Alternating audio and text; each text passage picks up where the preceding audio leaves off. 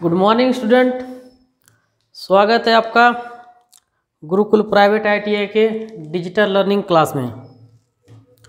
आज के क्लास में हम डिस्कस करेंगे कम्युनिकेशन स्किल।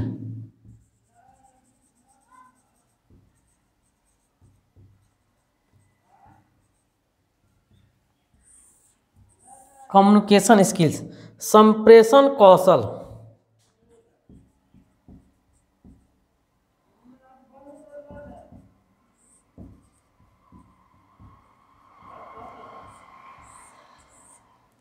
संप्रेषण कौशल के बारे में। कम्युनिकेशन स्किल होता क्या है? देखो, कोई भी सूचना हो, ठीक है, या डाटा हो या कोई संदेश हो, उसको जब एक आदमी दूसरे आदमी तक पहुंचाता है उसी को बोला जाता है कम्युनिकेशन। यानी कि यह क्या होता है, सूचनाओं का, डेटा का या हमारा कोई संदेश का स्थानांतरण होता है एक व्यक्ति से दूसरे व्यक्ति के लिए, उसी को हम कम्युनिकेशन स्किल बोलते हैं, उसी को कम्युनिकेशन बोलते हैं। ठीक है, तो प्रतिदिन जो होता है, कोई भी संगठन है, कोई भी ऑर्गेनाइजेशन है, वहाँ पे जितने भी एम्प्लॉय कार्यरत होते हैं, जो काम करते हैं, उनके बीच में संदेशों का या सूचनाओं का स्थानांतरण होता है।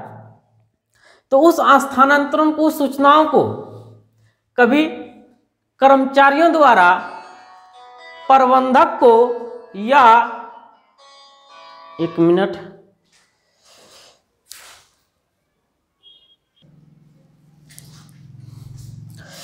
तो क्या होता है उसमें कि कंपनी में या कोई भी ऑर्गेनाइजेशन में हमारा जो भी एम्प्लॉय कार्यरत हैं, जो एम्प्लॉय काम कर रहे हैं, और जो हमारा मैनेजमेंट है, जो प्रबंधक है, उन दोनों के बीच में बहुत सारे सूचनाओं का स्थानांतरण होता है।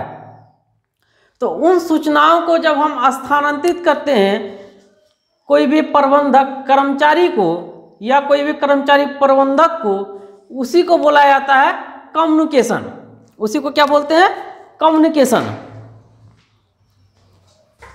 तो एक इफेक्टिव कम्युनिकेशन जो होता है, एक प्रभावशाली कम्युनिकेशन जो होता है, वह क्या करता है, एक एम्प्लॉय के बीच में उसके आत्मविश्वास को बढ़ाता है, जिसके कारण वह कंपनी में और ऑर्गेनाइजेशन में अच्छी तरह से कार्य करता है, जिससे उस कंपनी की उत्पादकता, जो प्रोडक्टिविटी होती है, वो क्या होता है, बढ़ता है। जब प्रोडक्टिविटी बढ़ेगी तो क्या होगा, उस कंपनी में जो कर्मचारी कार्य कर रहे हैं उनकी भी क्या होगा, ग्रोथ होगा। क्योंकि जब प्रॉफिट होगा तो उस प्रॉफिट का हिस्सा, कुछ हिस्सा कंपनी के एम्प्लॉय को बोनस के रूप में या इंक्रीमेंट के रूप में दिया जाता है। यह डिपेंड किस पे करता है? कम्युनिकेशन पे। तो कम्युनिकेशन क्या करता है, कर्मचारी को सूचनाओं देते हैं, सूचनाएं जब देते हैं कि हमें ज़्यादा से ज़्यादा प्रोडक्शन करना है, तो यहाँ पे क्या हो रहा है, हमारा सूचनाओं का स्थानांतरण हो रहा है। या फिर कोई एम्प्लॉय जो है अपने प्रबंधक को कुछ बताना चाहता है, अपनी समस्याओं को बताना चाहता है या कोई आइडियाज को बताना चाहता है, तो वह संप्रेषण के माध्यम से ही बता सकता है। आगे है importance of and quality of communication.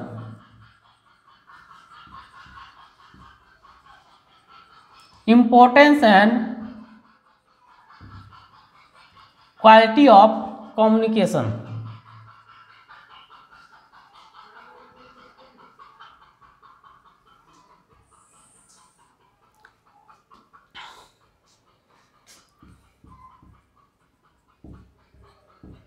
संप्रेषण की महत्व एवं गुणवत्ता। तो इंपॉर्टेंस और क्वालिटी क्या होना चाहिए? तो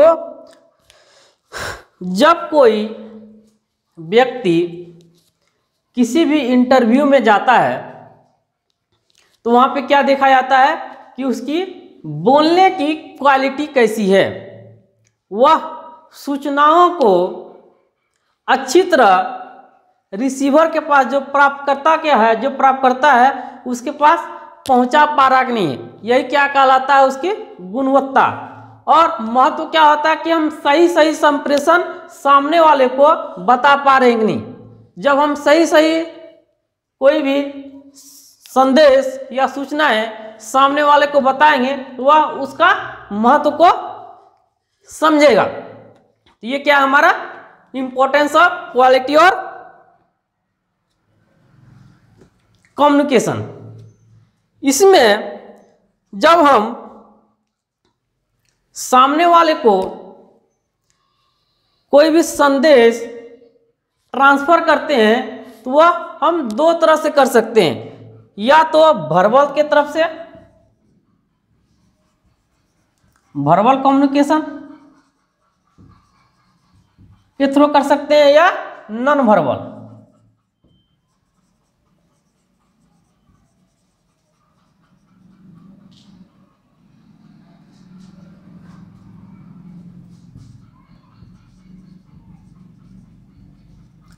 इस दो माध्यम से हम अपनी संदेश को सामने वाले तक पहुंचाते हैं। वर्बल हमारा क्या हो गया, मौखिक रूप से, और नॉन वर्बल हमारा हो गया अमौखिक। मौखिक रूप से कहने का मतलब होता है, हम मौखिक रूप से जब हम किसी को बोलते हैं, मौखिक रूप से बोलने का मतलब होता है ऐसे ही वर्बली रूप से बोल रहे हैं, या कुछ इशारा करके। जब हम कोई कभी गुस्सा होते हैं तो क्या करते हैं, आंखें को हम बड़ा कर लेते हैं, या जब हम खुशी इजहार करते हैं या खुशी होते हैं तो हमारा चेहरे का एक्सप्रेशन कुछ अलग होता है। तो ये जो एक्सप्रेशन है चेहरे का, उसी को हम लोग बोलेंगे verbal communication. Non verbal communication कहने का मतलब हो गया लिखित रूप में। जब हम लिखित रूप में या बोलकर ना, जब बोलकर हम किसी सामने वाले को संदेश पहुंचाते हैं या लिख के उसको सामने वाले को संदेश पहुंचाते हैं तो उसको हम लोग बोलेंगे नॉन वर्बल कम्युनिकेशन।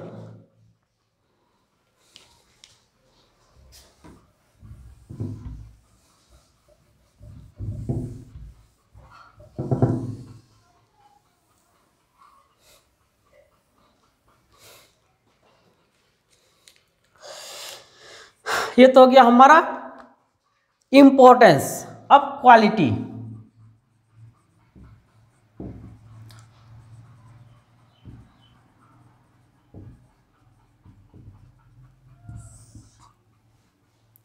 पहले तो हमने इंपॉर्टेंस ऑफ कम्युनिकेशन पढ़ लिया, अब क्वालिटी ऑफ कम्युनिकेशन। तो कैसा गुण होना चाहिए हमारा जो कम्युनिकेशन है, संप्रेषण है, संप्रेषण का क्वालिटी कैसा होना चाहिए, गुण कैसा होना चाहिए।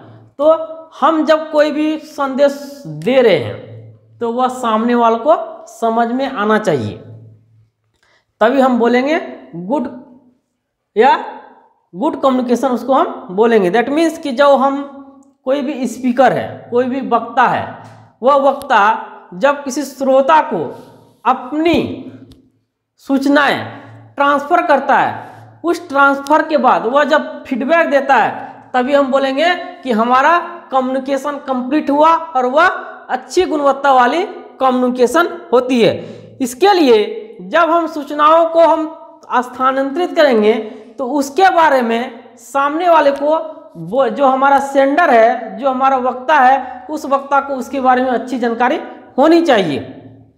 साथ साथ जो हम संदेश दे रहे हैं वह संदेश या तो मौखिक रूप में होना चाहिए या लिखित रूप में होना चाहिए।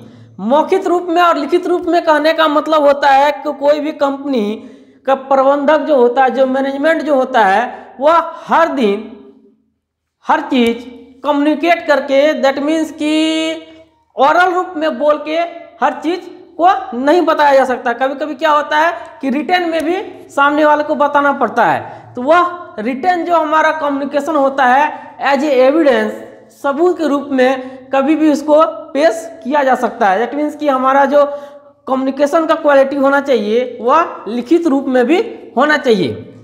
इसके साथ साथ जब हम किसी सरकारी विभाग में हैं या किसी प्राइवेट विभाग में या निजी क्षेत्र में अगर हम कार्यरत हैं और हमें अगर किसी को कम्युनिकेट करना है, किसी से अपना जो है तो संदेश को भेजना होता है, तो उसमें हमारे डिपार्टमेंट का नाम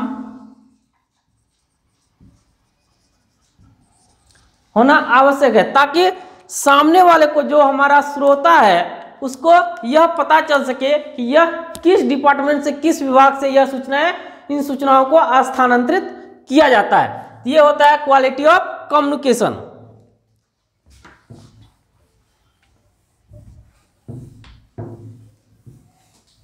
आगे है टाइप ऑफ कम्युनिकेशन।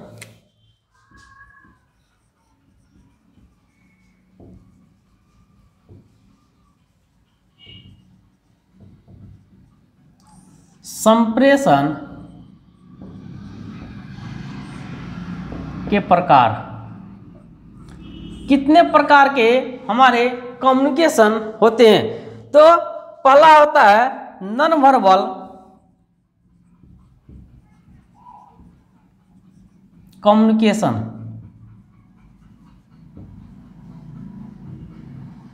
इसको हिंदी में हम बोल सकते हैं अमौखिक संप्रेषण।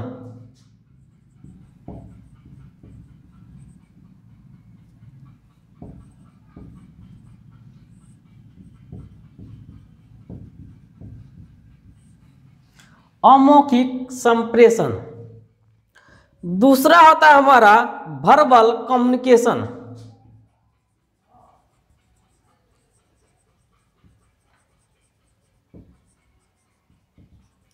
वर्बल कम्युनिकेशन हिंदी में मौखिक संप्रेषण।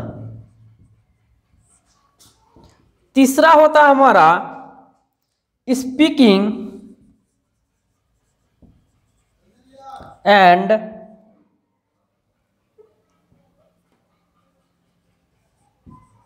राइटिंग। हिंदी में बोलना व लिखना।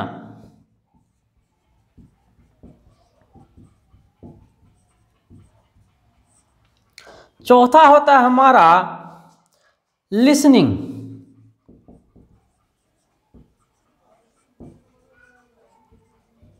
सुनना। पांचवा होता है हमारा ईमेल। हिंदी में इसको ईमेल ही बोल सकते हैं।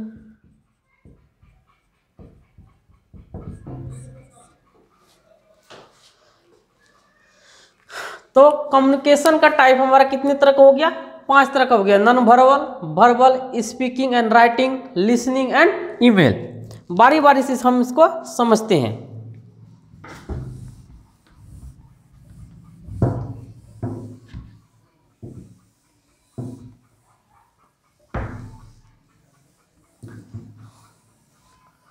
पहला है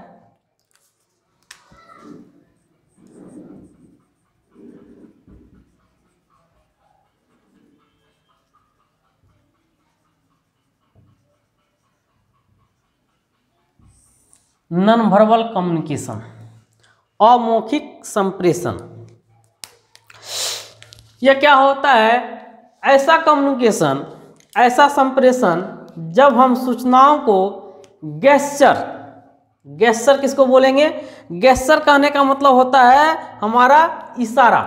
कुछ इशारा से कुछ संकेत देकर, ठीक है, या अपने एटीट्यूड को प्रदर्शित करके जब हम सूचनाओं को स्थानांतरित करते हैं तो उसको हम नॉन वर्बल कम्युनिकेशन कहते हैं। जैसे हम अभी आपको बताए कि कभी कभी क्या करते हैं, हम गुस्सा होते हैं, उस स्थिति में हम आंखों को बड़ा कर लेते हैं, या फिर जब हम खुशी महसूस करते हैं तो हम मुस्कुराते हैं। ये क्या कहलाता है? ये जो एक्सप्रेशन है चेहरे का, इसी को हम लोग नॉन वर्बल कम्युनिकेशन बोलते हैं। दैट मीन्स कि अपने हाव भाव से, अपनी भावनाओं से सूचनाओं को या संदेश को सामने वाले को बताना, उसी को हम लोग क्या बोलेंगे? Non verbal communication. अगला है वर्बल कम्युनिकेशन।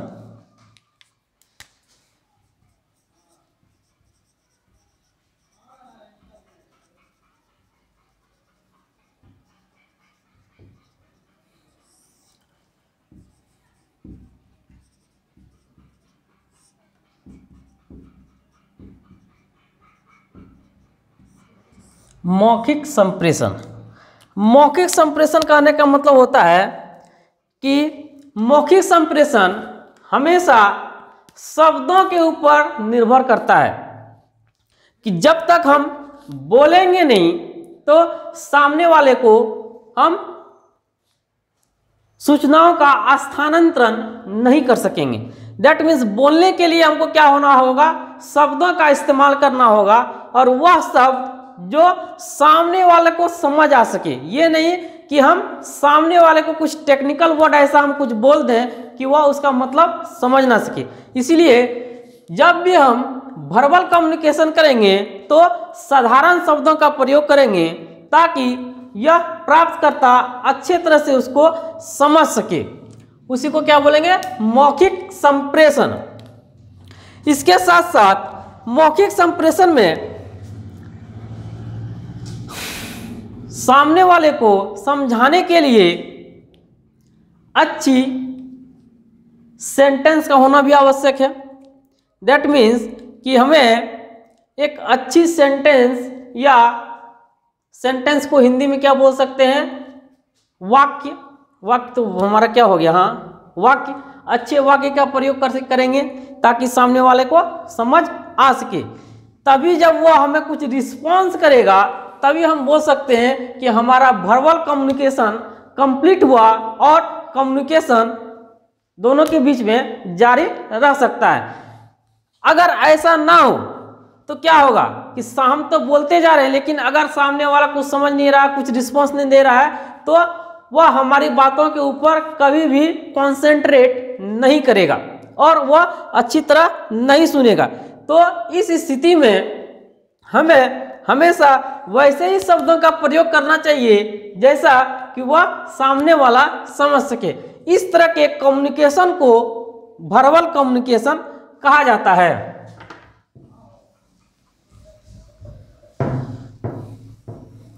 अगला है स्पीकिंग एंड राइटिंग।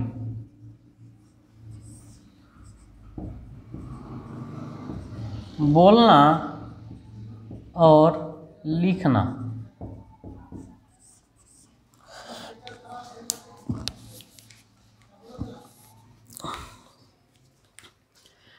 ज़्यादातर कंपनियों में क्या होता है कि लिखने से ज़्यादा बोलने पर ज़्यादा बल दिया जाता है। दैट मीन्स कि सूचनाओं का जो स्थानांतरण होता है वह रिटेन के बजाय क्या होता है, स्पीकिंग होता है।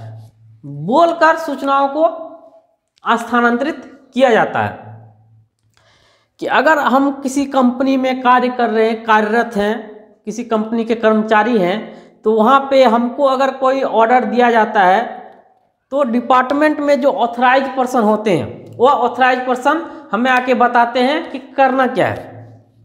तो हर चीज़ लिखित रूप में नहीं दिया जाता है, तो इसी को बोला जाता है स्पीकिंग। लेकिन जब कोई पॉलिसी, कोई भी नियम कंपनी द्वारा एम्प्लॉय के लिए, या कोई एम्प्लॉय कोई भी अपना डिमांड लेकर, कोई भी मांग लेकर प्रबंधक के पास जाता है तो वह हमारा मौखिक नहीं होता, वह क्या होता है, रिटन होता है। हम लिखित रूप में उसको देते हैं, या कंपनी कोई पॉलिसी बनाती है तो वह लिखित रूप में हमको बताती है, तो उसको हम बोलते हैं रिटन कम्युनिकेशन। दैट मीन्स कि यह क्या होता है, एक सबूत के रूप में आगे चलकर पेश किया जा सकता है कि हमने ये चीज़ आपको पहले बता दिया है कि ऐसा करना है, या हमारी जो मांगे हैं वो ये है। अगर उस मांगों पर सहमति होती है और कंपनी उसको मानती है तो as a evidence, as a proof आगे चलकर उसको पेश किया जाता है। अगर कोई प्रबंधक उसको नहीं मानने के लिए कोशिश करता है। तो इसी को हम लोग क्या बोलेंगे, स्पीकिंग एंड राइटिंग।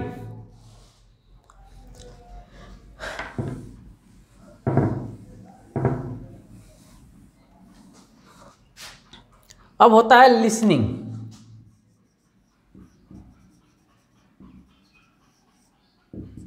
सुनना।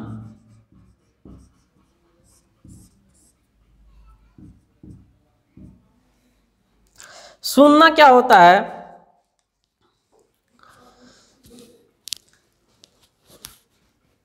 कि जब तक हम किसी भी कम्युनिकेशन को, संप्रेषण को अच्छे से नहीं सुनेंगे, तब तक हम उस सूचनाओं का आदर नहीं कर सकते। दैट मीन्स कि जब तक हम सूचनाओं को अच्छे से नहीं सुनेंगे, उस सूचनाओं के प्रति हम प्रेरित नहीं हो सकते हैं, या उस सूचनाओं के अंतर्गत हम कार्य को नहीं कर सकते। तो ज़्यादातर कंपनियों में सुनना बहुत ही आवश्यक होता है। जब हम इंटरव्यू के लिए जाते हैं, कोई भी एम्प्लॉय या कोई भी व्यक्ति जब किसी कंपनी में जॉब लेने के लिए अपनी रिज्यूम को फॉरवर्ड करता है या सामने को प्रदर्शित करता है, रिप्रेजेंटेट करता है, तो इंटरव्यूअर क्या होता है, वहाँ पे क्वेश्चन को पूछता है। जब हम क्वेश्चन को सुन ही नहीं सकेंगे तो उसका हम जवाब नहीं दे सकते हैं। इस स्थिति में हमारा नियोजन होना संभव नहीं हो सकता है, क्योंकि हम उनकी बातों को सुन ही नहीं पाएंगे। जब सुन नहीं पाएंगे तो वो क्या बोल रहा है हम उसका प्रत्युत्तर दे ही नहीं सकते, आंसर उसका दे ही नहीं सकते। इसलिए लिसनिंग हर किसी के लिए बहुत ही आवश्यक होता है। बिना सुने हम सूचनाओं का स्थानांतरण होने के पश्चात भी उस कार्य को नहीं कर सकते हैं। इस स्थिति में मान लेते हैं हम कभी भी अगर कोई भाषण सुन रहे या कोई पॉलिसी के बारे में, कोई कंपनी के जो प्रबंधक है उस पॉलिसी के बारे में हमको बताया जा रहा है, अगर हम उसको अच्छे से ध्यान से नहीं सुन पा रहे हैं या नहीं सुनते हैं, तो आगे उसके तहत कोई भी कार्य करना हमारे लिए संभव नहीं हो सकेगा। इसलिए एक अच्छे एम्प्लॉय को सुनने का कौशल, जो लिसनिंग स्किल होता है, वह बहुत ही अच्छा होना चाहिए। इसके बाद है ईमेल।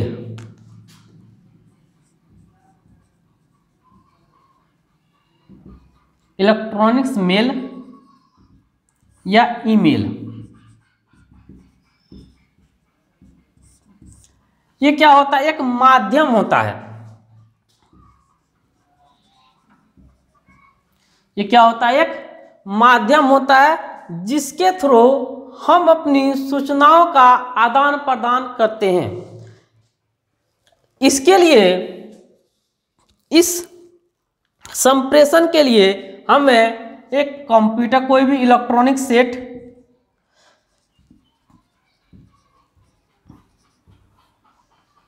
जैसे मोबाइल में भी कौन सा मोबाइल, एंड्रॉयड मोबाइल,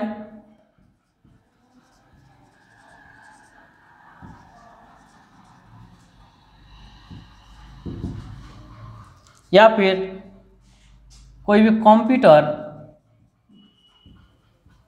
के साथ साथ इंटरनेट का होना आवश्यक होता है।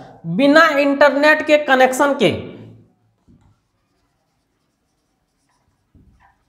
हम ईमेल के द्वारा संप्रेषण या सूचनाओं का आदान प्रदान नहीं कर सकते हैं। इसमें जो संप्रेषण होता है वह लिखित रूप में होता है, एक टंकन के रूप में टाइप किया हुआ होता है। इसके तहत हम कोई भी सूचनाएं लिखित रूप में टाइप करके या फिर कोई भी पिक्चर अटैच करके सामने वालों को भेजते हैं, सामने वाले को स्थानांतरित करते हैं। इसके लिए हमें टाइपिंग नॉलेज होना चाहिए।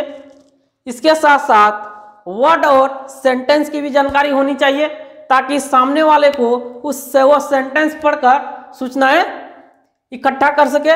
और इसके लिए इंटरनेट का होना बहुत ही आवश्यक है। जब भी हम कोई भी प्राप्तकर्ता को मेल भेजेंगे तो टू के बाद सीसी या बीसीसी होता है। सीसी कहने का मतलब हो गया कार्बन कॉपी, और बीसीसी हो गया हमारा ब्लाइंड कार्बन कॉपी। सीसी क्या होता है कि किसी इंडिविजुअल को, किसी व्यक्तिगत रूप में किसी एक आदमी को भेजना है तो टू के बाद हम सीसी को सिलेक्ट करते हैं और उसी सूचनाओं को हमको डिफरेंट पर्सन के पास, विभिन्न व्यक्तियों के पास हमको भेजना है, तो उसमें हम बीसीसी को सिलेक्ट करते हैं, ताकि इसके तहत एक साथ दो या दो से अधिक व्यक्तियों को सूचना है एक साथ ट्रांसफर किया जा सकता है।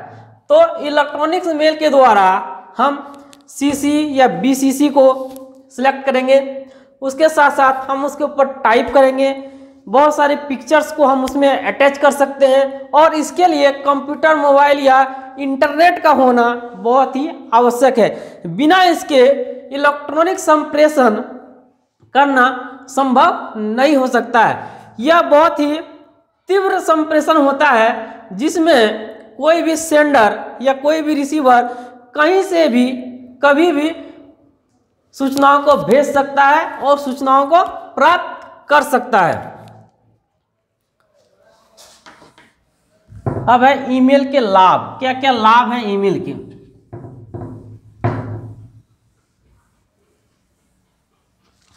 एडवांटेज,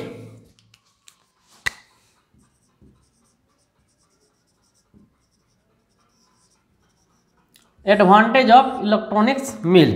इलेक्ट्रॉनिक्स मेल के क्या क्या लाभ हैं? तो इसमें क्या होता है, समय कम लगता है,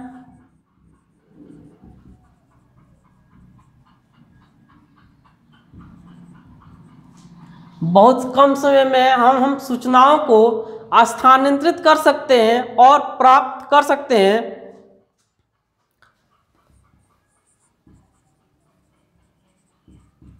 इसके द्वारा एक साथ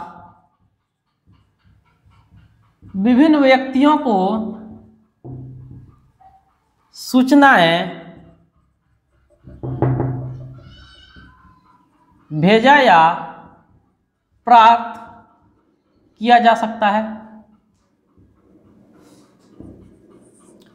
इसके द्वारा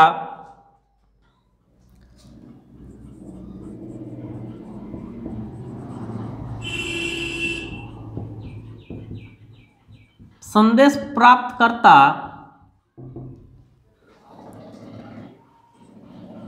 कभी भी कहीं भी सूचनाएं प्राप्त कर सकता है। और क्या हो सकता है, आधुनिक युग में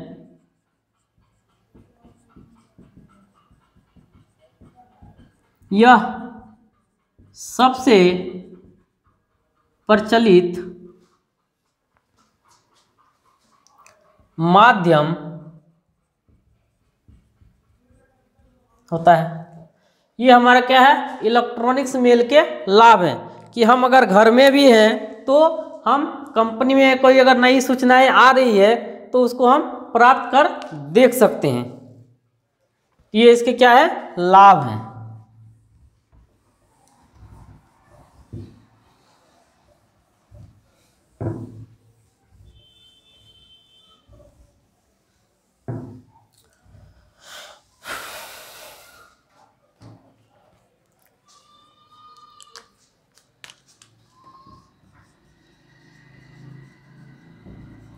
प्रोसेस ऑफ कम्युनिकेशन।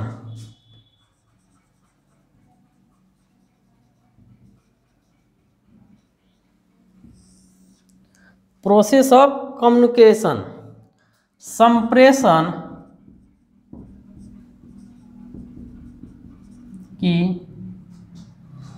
प्रक्रिया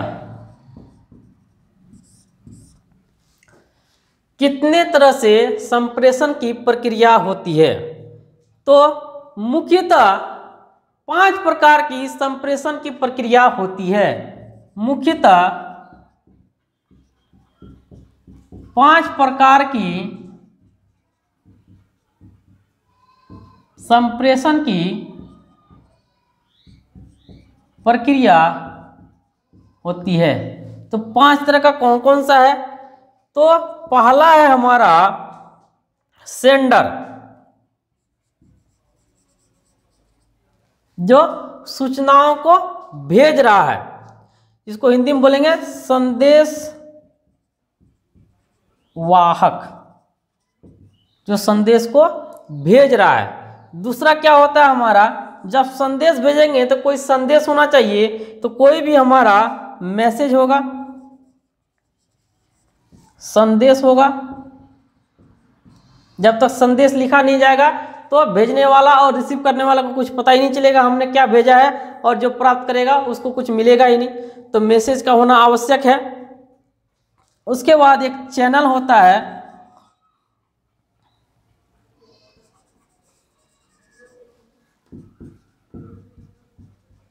जिसके थ्रू सूचनाओं को, मैसेज को भेजा जा रहा है, उसको क्या बोलेंगे, चैनल। इसके बाद एक रिसीवर होना चाहिए, प्राप्तकर्ता होना चाहिए, जो उस मैसेज को प्राप्त कर सके। उसके बाद ये सारे चीज कंप्लीट होने के बाद एक फीडबैक होना चाहिए, ताकि यह पता चल सके कि जो सूचनाएं भेजा जा रहा है वह सूचनाएं सामने वाला तक पहुंच चुका है और हमारा कम्युनिकेशन कंप्लीट हो सकता है। जब तक कि फीडबैक नहीं मिलेगा तब तक हम यह नहीं बोल सकते हैं कि हमारा कम्युनिकेशन कंप्लीट हुआ है। दैट मीन्स कि कम्युनिकेशन को कंप्लीट करने के लिए फीडबैक का होना अति आवश्यक है। बिना फीडबैक के कम्युनिकेशन, संप्रेषण कंप्लीट नहीं किया जा सकता है।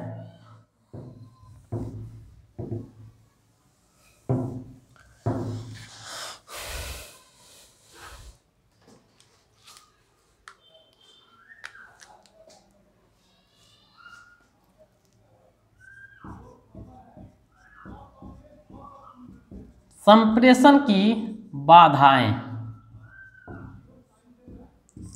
Barrier of communication.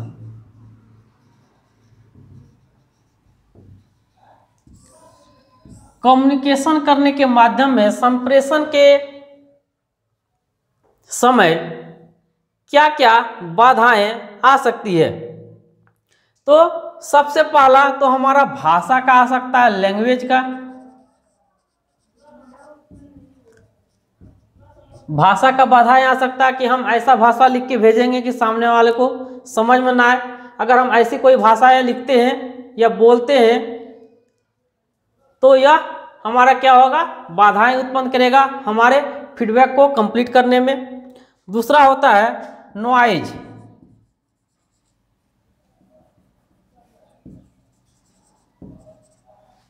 नॉइज, शोर जिसको बोलेंगे। अगर जहां पे हम किसी को कोई चीज बता रहे हैं, बोल रहे हैं, अगर वहां शोर ज्यादा हो तो हमारा कम्युनिकेशन कंप्लीट नहीं हो सकेगा। तीसरा है हमारा बाय सेंडर।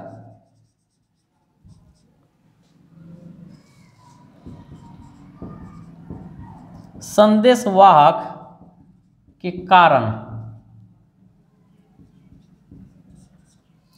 कोई सेंडर अगर सही से नहीं बोल पा रहा है, संदेश को सही से नहीं पढ़ पा रहा है, तो उस समय भी हमारा संप्रेषण में बाधाएं आता है।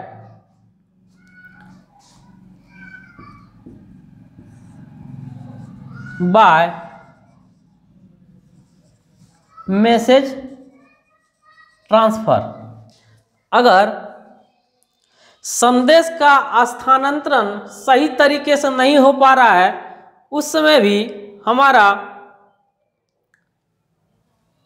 कम्युनिकेशन बाधा होगा। बाय रिसीवर, प्राप्तकर्ता, जो भी प्राप्त करता है, अगर उसके पास अच्छे से मैसेज स्थानांतरित नहीं हो पा रहा है या वो नहीं समझ पा रहा है, या जो कोई इलेक्ट्रॉनिक मेल के द्वारा कम्युनिकेट करने की कोशिश कर रहा है, या उसके मोबाइल में इंटरनेट की अच्छी स्पीड नहीं होने के कारण भी हमारा कम्युनिकेशन प्रभावित हो सकता है या बाधाएं उत्पन्न हो सकता है। अगला है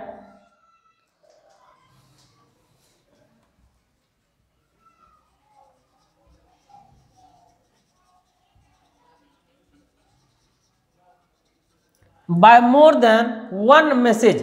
एक से ज़्यादा मैसेज जब हम भेज रहे हैं एक ही साथ, तो उस समय भी कम्युनिकेशन में बाधाएं आ सकती है।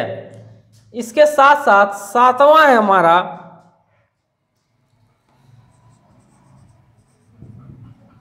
Selection of wrong medium. अगर हम कम्युनिकेशन के लिए, संप्रेषण के लिए किसी गलत माध्यम का प्रयोग करते हैं, तो उसके द्वारा भी संप्रेषण में बाधाएं आती है। आठवां है हमारा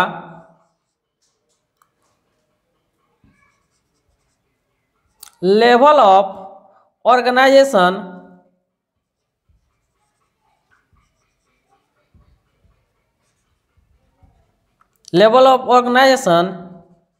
इन अ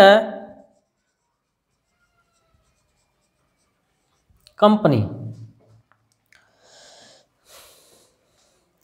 तो हमारा कंपनी या कोई ऑर्गेनाइजेशन का लेवल क्या है, उस लेवल पर भी संप्रेषण में बाधाएं उत्पन्न होती है। और नौवां है हमारा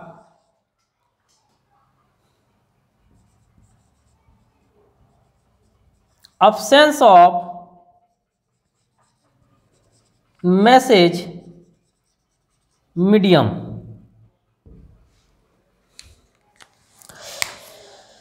संदेश माध्यम का अभाव। अगर संदेश माध्यम का अभाव है, तो उससे भी हम या हमको या किसी संगठन को संप्रेषण में, कम्युनिकेशन में बाधाएं उत्पन्न हो सकती है। तो यह 9 चीज़ जो है, जो 9 हमने पॉइंट्स लिखे हैं, ये 9 पॉइंट्स जो है क्या करता है, बाधाओं को बताता है, जिसके द्वारा संप्रेषण में बाधाएं उत्पन्न हो सकती है। तो अगले क्लास में इसके बारे में बारी बारी से डिटेल्स में पढ़ेंगे। आशा करते हैं कि ये वीडियो आपको समझ में आया। मिलते हैं नेक्स्ट वीडियो के साथ, तब तक के लिए धन्यवाद।